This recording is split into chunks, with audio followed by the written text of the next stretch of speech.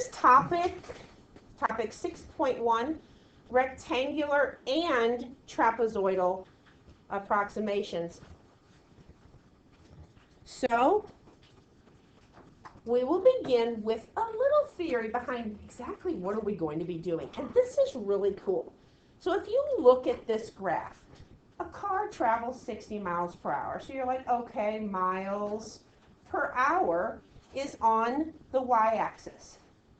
And on the x-axis, we have hours. This is our time. And this would be our rate, right? In miles per hour. And if we are traveling 60 miles an hour, it's constant. Let's just say someone asked you, how far did the car travel between our 1 and our, well, let's go to hour 5. Now you might say, well, Miss Trainer, that's kind of silly, because if I travel from 1 to 5, that was 4 hours. I'm going to write it down here. Times 60 miles per hour. The hours cancel. You end up with 240 miles. And you're like, you know, I think I got that. But look at this. If I look at the area under the curve, under this rate curve, and it's a constant curve, right? And I go from time 1 to 5. And I look at this width. What is that? That has a width of 4, right? So that's 4 times, and what's that height? Of course, 60. Is that fabulous or what? The area under that curve, and do you all know what I mean by the area under this curve? I mean this actual area of this rectangle, right? This is 4, and this is 60. So when I multiply 4 times 60, I get 240. So it is the area of that rectangle.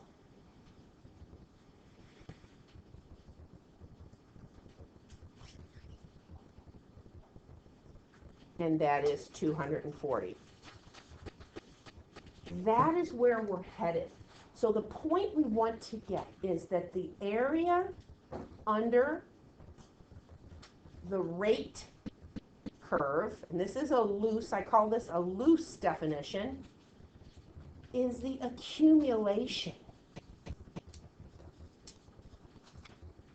So we accumulated miles over time. Does that make sense? So if this was centimeter cubed per minute and this was minute, we would have accumulated volume, right? So it's pretty powerful. So this is what we're going to be looking at. Well, you might have guessed that area under the curve is very, very desirable. That's what we need. We need to find the area under the curve. That was easy because it was a rectangle. What happens when we get to these smooth curves? What are we going to do? Well, let's take a look. They've asked us for the left endpoint rectangle. And guess what? I'm getting ready to explain what that means. And they want 2 rectangles. N is the number of rectangles. So we want to go under this curve, x squared plus 1, from 1 to 3. Well, okay. I'm going to just draw a vertical line from 1 to 3. And I need this area under the curve. But guys, this is a left endpoint. So I have 2 rectangles. And the heights of the rectangles will hit the curve on the left side. On the left side. So now, here's my rectangles. And do you think this is a good estimate for the area under the curve? No, it's not very good. I'm going to highlight the error. That's error right there. Pretty big error. So let me show you the notation. We're going to write L2. The L stands for a left rectangle. The 2 stands for how many rectangles I'm going to put under the curve.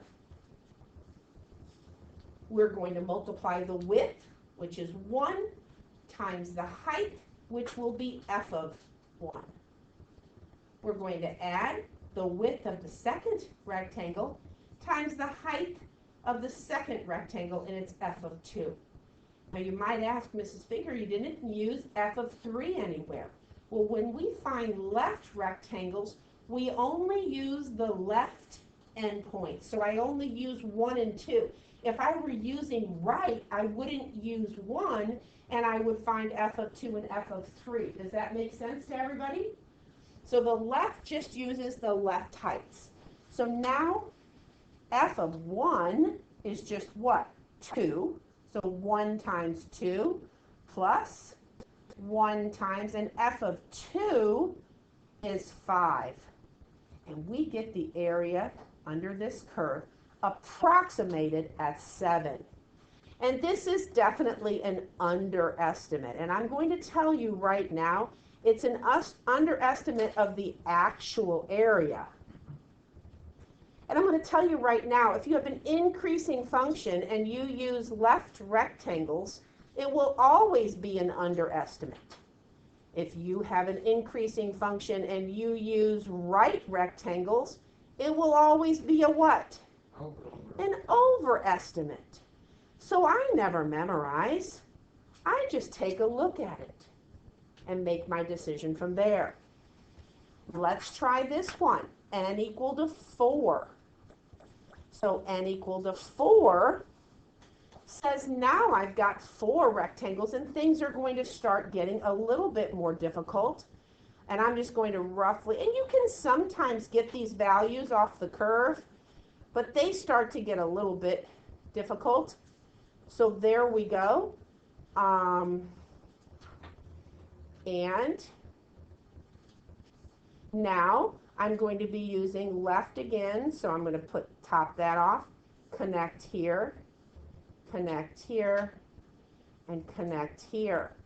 Now, things are looking a little bit better because this area looks to be getting less and less, my error. And now we need to get this area. And this is when I believe a calculator can really change things. We have 4 rectangles. We're going to call this an L4. But now you might ask, why would I write 1 and 1? And what's my width? Why would I keep repeating that width if it's always the same? So let me tell you how to find the width of every rectangle called delta x. Width of every rectangle. How would you find that? It is b minus a over n. Don't forget, this is interval a, b. So delta x is 3 minus 1 over 4, because we have 4 rectangles. And each rectangle is 1/2 wide. Now you might say, Ms. Finger, it's 1 to 3, so it's 2 units divided into 4. We knew each width was going to be a half, right? But that formula, b minus a over n, is going to be very, very handy. Does everybody see the width is a half for each one? So guess what? I'm going to put the half on the outside, and it will be distributed to all of the y values. So the very first x I'm plugging into y is going to be f of 1 plus f of 1.5 plus f of 2 plus f of 2.5. Do I go all the way to 3? No, because I'm using left rectangles. Now I'm going to teach you how to use the calculator. So if everybody will pull up their calculator.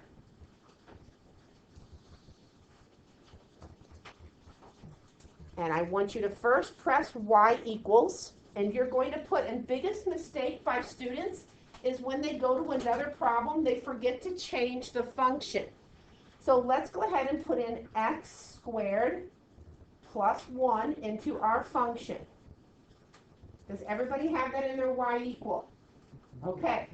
Now, guys, I want you to go to stat. Anybody taking statistics right now? Because you're here all the time. So press the stat button, and you're going to go to edit, stat, enter. And you should have a table. If you have anything in your table, go up to the column heading and press clear, enter. Never press delete. Go up and press clear, enter. And you're going to, in the L1 column, put the x values you want. So what will we put? 1, 1.5, 2, and 2.5. If I was doing rights, I would put 1.5, 2, 2.5, and 3. Does everybody understand that? Now this is where the getting gets good. Some of you are playing on your calculators. You have different type or something. We can figure that out later, but for now I need to make sure you understand this. Go to the column heading of L2 and press enter. And where is your cursor? Where's your cursor? Down here, right? We are going to program this column. And we are going to tell this column, we want you to put all of these x values into the function I typed in y1. So press your vars button, y-vars, function, and y1. So does everybody have y1 showing? Don't press enter. Is this what everybody's calculator looks like? And what do you want to plug into y1? L1. Who said that? Oh, well, you don't have to say your name. There's a recording. Yes. So you want y1 of the L1. So you see the number 1 right above the number 1? Second, the number 1. And close it. So this column will find the y1 of the L1s and press enter. Now that still isn't the coolest thing I'm going to teach you. But this is 1 squared plus 1. 1.5 squared plus 1. 2 squared plus 1. Does everybody see what the calculator did? Does everybody see? What do you want to do with the column? Tell me. I want to what? What do you want to do with this column? Add them up. And this is easy, but when we get to 16 rectangles, you're going to be thankful for this. So where did you put the data in? Under the stat button, right? I want you to second quit. And I want you to go to second list, which is second stat button. And this helps you with whatever you have in stat. Go over to math, and we're going to sum the column. So press 5. What column did you want to sum? L2, second to number 2. And this will add up everything in that column. Okay, guys? So stat, enter, you put your data in. Second stat is when you get all of your operations with that stat button. So now I've got 1/2 of 17.5. So I have to divide that by 2. And that's 8.75. So it is 1/2 multiplied by, what was that? What was that total? 17.5. And was it 8.75? So that's a little higher. We're getting closer to the actual, aren't we, class? Let's go to n equals 6. And I've got some wonderful things to show you. Oh, I want to mention one other thing on the calculator. Stat, enter. Guys, these are hard-coded numbers. If I change this, watch what's going to happen to a 5, and I press enter. Did this number change? No. So once you program the column, they become what we call hard numbers, and they're not automatically updated if you change this, okay? Does everybody understand that? Okay, let's go to our new problem here. We have now an L what? L6. Oh, we need to find the width of every rectangle. So we have delta x is 3 minus 1 over 6. And now we have a width of 1/3. Now, you'll be thankful for your calculator because how many rectangles would you have to draw on here? You've got 3 in between, 1 and 2, and then there's 3 rectangles here. It gets a little messy, doesn't it? If we have left endpoints,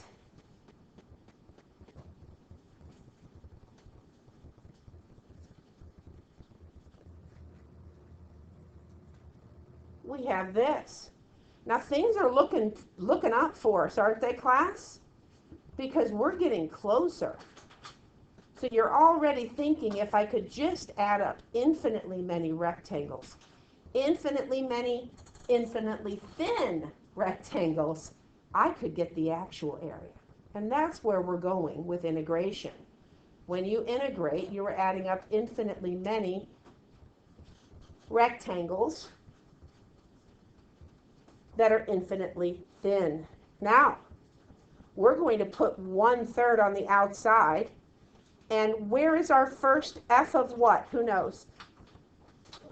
F of 1 plus f of, let's go into thirds. 1 is 3/3, so add a third, we would have f of 4/3 plus f of 5/3 plus f of 6/3, which is 2, plus f of 7/3 plus f of 8/3. We never go to f of 9/3 because that's f of 3.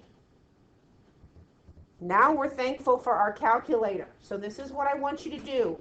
Clear, enter, go to the column heading, clear, enter. Type your x values that you want to plug into your function.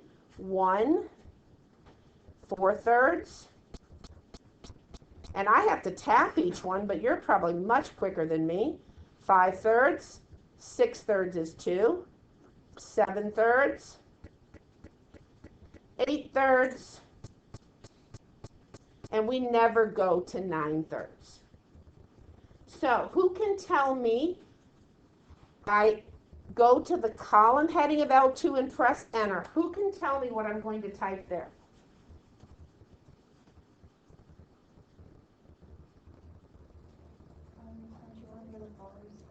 Vars. I want y1 of the L1s. So vars, y vars, function, y1 of the L1s. Press enter. And now I want to add that column up. Who knows where I go to add that up? Second stat. And I always quit. Second quit. And then second stat. What column do I want to add up? L2s. And press enter. Column heading? No, column heading. Stat enter. Column heading. Enter. And you program down here. Perfect. And then I want to divide that by what this time? Divided by 3. And it's about 9.37. If I math frac that, we can approximate it though. That's kind of an ugly fraction. So let's put 9.37. What do you say? Okay. Any questions? We are getting closer to the actual. Are all of these underestimates or overestimates? Underestimates. Okay. So, let's go ahead and take a look at our right endpoints. Now, guys, I'm going to show you something really cool. I'm going to start with the R6. Why am I going to start with the R6? Because I want to show you something in the calculator. First of all, I'm still on 1 to 3, and I have 6 rectangles, so this is not going to change. Delta x, 3 minus 1 over 6, is still a third. Would everybody agree? Everybody would agree. But guess what? I have 1/3 of, and now I don't start with F1 if I want rights, do I? I start with what? F of 4/3 plus F of 5/3. And I'm going to show you on the calculator, hopefully you didn't do anything with that. F of 2 plus F of, because that's 6/3, F of 7/3, F of 8/3, plus F of 3. And if you are taking the AP test and you did not write out F of this and F of that, there was no credit. If you multiplied them in your head and you did not write down what we call a Riemann sum, there was no credit. So now, let me show you something cool. Go to Stat Edit. This calculator does not know order, right? Order, when you add things up, they don't change. We're getting rid of a 1, and we're going to put a what? A 3. So just put a 3 over that 1, and now you're going all the way down to 3, and reprogram L2, clear, bars, y bars, function, y1 of the L1s, and all it changed was this. It is 3 squared plus 110. Yes, and guess what? When you go to your home screen, just arrow up to where you added sum of L2s, and there's your sum. Now, what do we have to do with this sum? Divide it by what? 3. Did I divide it by 3 last time? Good. I was thinking I didn't. Divided by 3, enter. And it is 12.037. Now, is this an overestimate or is this an underestimate? Over, because it is using the right endpoints. So our error is up here in this upper corner. So let me go here. I did a better job with these. And I'll just show you rights.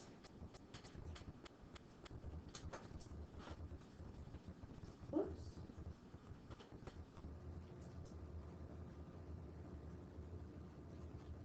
And what we'll eventually get to, and we're probably already at that point, I'll be honest with you, is not drawing them. We're just going to be doing the math. Okay, guys? And you just have to know that these are rights. You see how the right here, these points are the heights of the rectangles? So we have a lot of error above. We have error above, not a lot with L6. And all of this is error.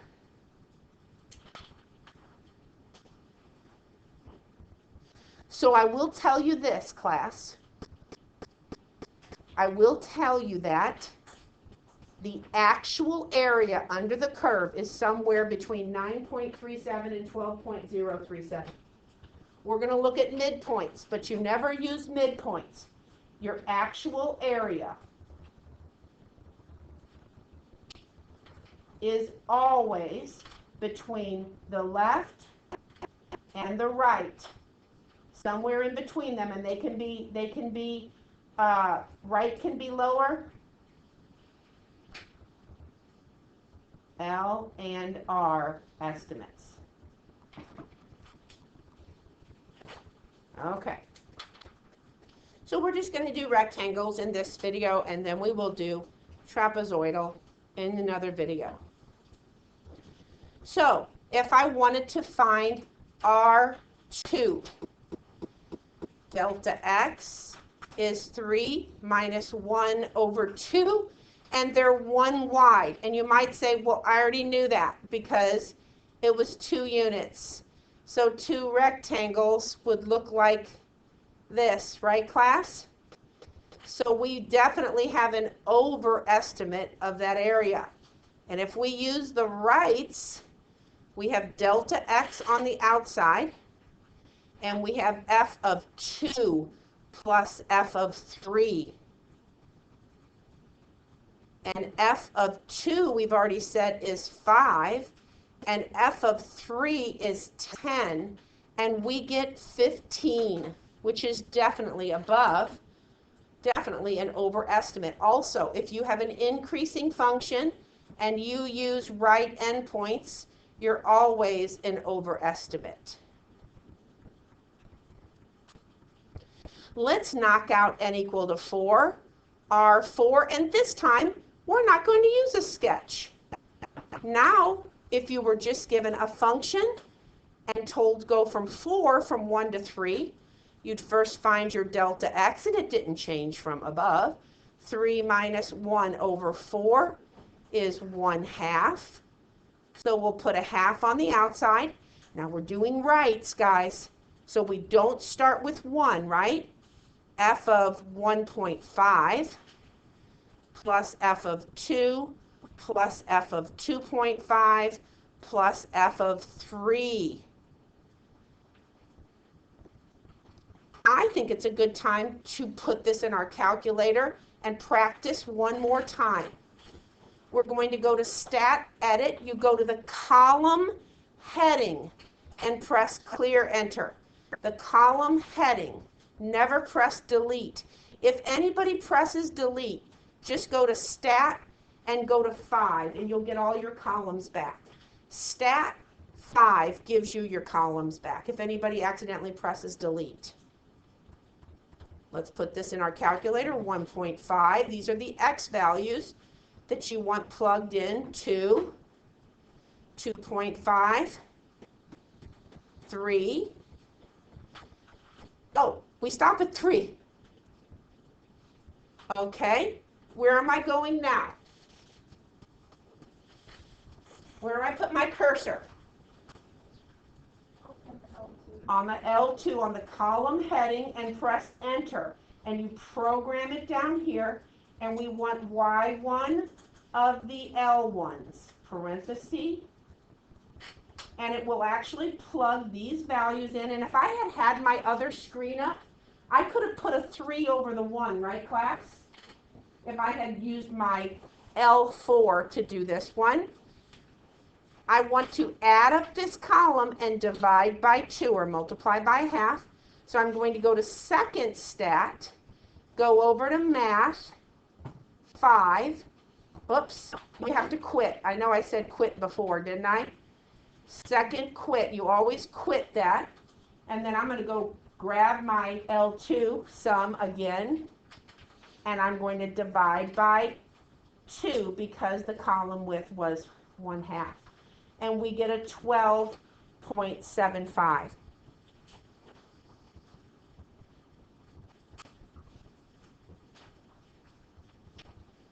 The last thing we're going to look at is our midpoints. And our midpoints are quite simple. It's the same concept. So we want the area under the curve from 1 to 3, and we're going to give them an M2. That's midpoint for M, 2 for the number of rectangles. But this time, I'm going to use the midpoint and hit that graph there, and that's my height. This time, I'm going to use the midpoint, and that's my height. Now, I probably should not have drawn this center line, right, class? Because I don't want you to think that it's a rectangle. I just wanted to show you that I went from that midpoint right here and right here. So you might be saying to yourself, oh gosh, the best estimate of the actual area under the curve is the midpoint because it looks so pretty. But you're never allowed to say that. Does everybody understand that? Because of the shape of the curve, you may or may not ever be able to determine that. So you never say that M is the best, okay? Let's do our delta X. Did delta X change? No. B minus A over N, they're still one wide, but this time it's F of 1.5 plus F of 2.5. Those are our midpoints. Now, you might say, well, I think I just want to add up. I just don't want to go to that stat column anymore. Well, that's fine. You can take 1.5 if there's just two of them and square it and then add 1. Why not? And you'd get 3.25 plus, and you can do the same thing again. You can take 2.5 and square it and add 1, and you get 7.25. And that looks like it's 10.5. Is this an overestimate or an underestimate of the actual area? Over. Oh, we don't know. We don't know. Over and under. Excuse me. We don't know. Now, it kind of looks to me like it's going to be an under, but we never know. We're never allowed to say. No wonder no one said anything. Okay? So, let's do one more mid. And this is an M4. And our delta X is 3 minus 1 over 4. And these are all 1/2 wide. We're not going to use a sketch this time, so we really have to think about the mids.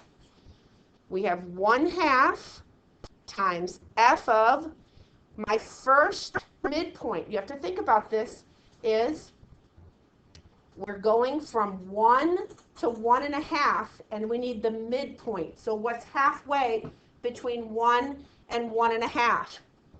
1 1/4, so 5/4. Now I'm going to show you a little secret. Once you get your first midpoint, add delta X to it each time.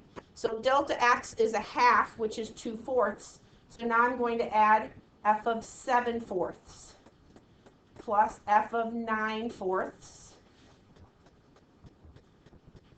So that's 5/4, that's 7/4, that's 9/4, plus F of 11/4. And you might say, well, when do I stop? 12/4 is 3, so I'm just 1/4 to the left of that. Now you'll be thankful for your calculator, won't you? So let's put our mids in, and then you can try n equal to 6 on your own. So let's go ahead and do an M4, clear enter, and we're going to put 5/4, 7/4, 9/4, and 11/4. We're going to go to the column heading of L2, press enter, clear it, and vars, y vars, function y1 of the L1s, and press enter. Then we're going to quit, and we're going to add those up, second stat, math 5, and we want to add the L2s up. And as you can see, we get 21.25, but we have to divide that by 2 or multiply it by 1/2. And we get 10.625. So we're getting closer and closer. Now you might ask, sketch the following rectangular approximations. This would be an L5. We're not going to actually do any work here.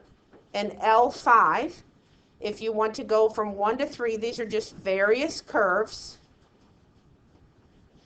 And we want to make sure you know that delta X is 3 minus 1 over 5. So each one is 2/5. So you would just walk 2/5 for each one. So you can have 5, they'll look about like that. 1, 2, 3, 4, 5. And for lefts, what do we have? We have an overestimate. Why do I have an overestimate? And mine aren't drawn exactly correct. Why do I have an overestimate? Because it was a decreasing function, right, class? 1, 2, do I have 5 there? I guess I did. I didn't think I drew that right, but we're not doing any estimates. So this is definitely an overestimate. So you can wrap these up with 8 and 6 with a right and a mid. If we want to go from 2, I can't really even read that, 2 to 4.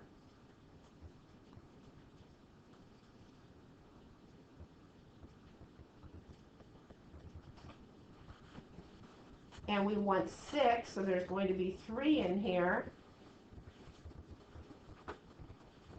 And if you want mids, that's how high that one is. That's how high that one is. Wow, that one's just almost right on that cusp. Mids right here.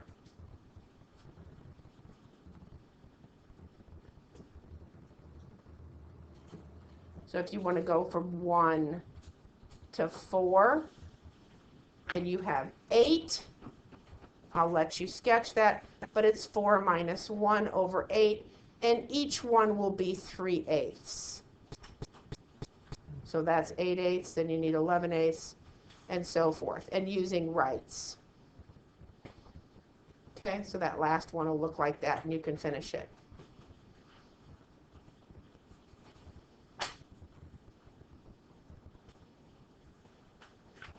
So I'm just going to put C notes, and then I'll make sure to post those last 2 sketches. But I think you understand. Kind of overkill, isn't it?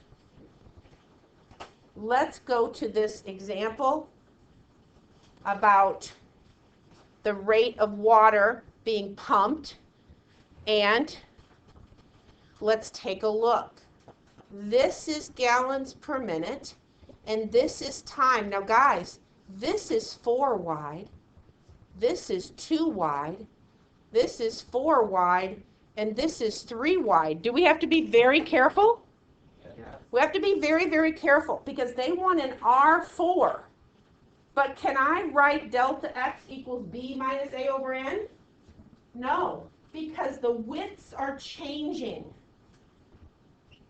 So if we want right Riemann sums, we will write the first width with this, which is 4, and we'll take the right height. Plus the width is 2, plus the right height, which is 18. Plus the width is 4, thank you. And we'll grab that right one of 23. And I'm trying to model the best way to do this. Circle them as I grab them. And then I don't make a mistake. Does anyone have a calculator that could add that up for us? I don't know why I'm thinking it's 218, but could someone do that for us? Is it 251? 261, actually, that's what I remember. And guys, if it's area under the curve, look at the rate, gallons per minute on the y-axis, minutes on the x-axis. What does this represent? Gallons. Excellent. And this is the number of gallons. It represents the total number of gallons